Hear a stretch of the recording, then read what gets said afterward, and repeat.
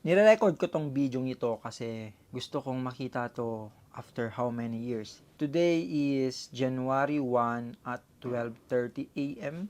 So may mga nagpuputukan pa sa labas. So Happy New Year everyone, and yes, nabibision kong mangyayari sa akin ngayong New Year na to, 2026. Number 1, nabibision ko na magkakaroon kami ng sasakyan.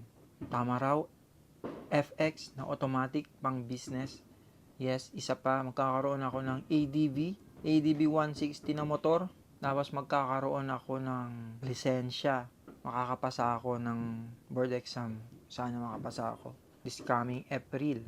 Pero alam nyo, may mga lesson ako this 2025. Ang mga lesson ko na to guys is, number 1, napaka-importante ng system. Lahat ng part ng buhay mo dapat system. May system ka.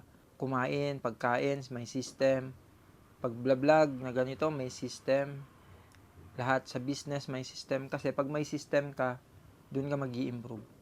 Number 2, mas pwedeng i-chase ang improvement, pagiging better everyday, kesa sa pera. Yung pera, sumusunod lang yan sa improvement ng isang tao.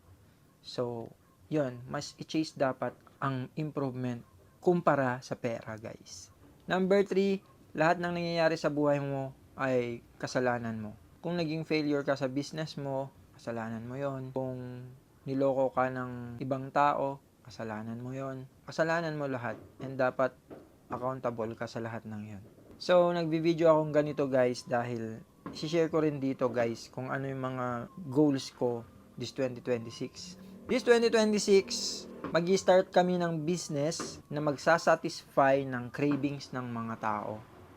Yes, yung mga foods. So, mag-start kami ng food business and mag-create kami ng 1 million pesos plus magkakaroon kami ng munting charity program. Tapos sana guys, this 2026 ay matupad namin yung first travel namin outside Philippines. This 2026, goal ko pa na magkaroon ng 10,000 to 20,000 followers sa aking page, subscribers sa YouTube.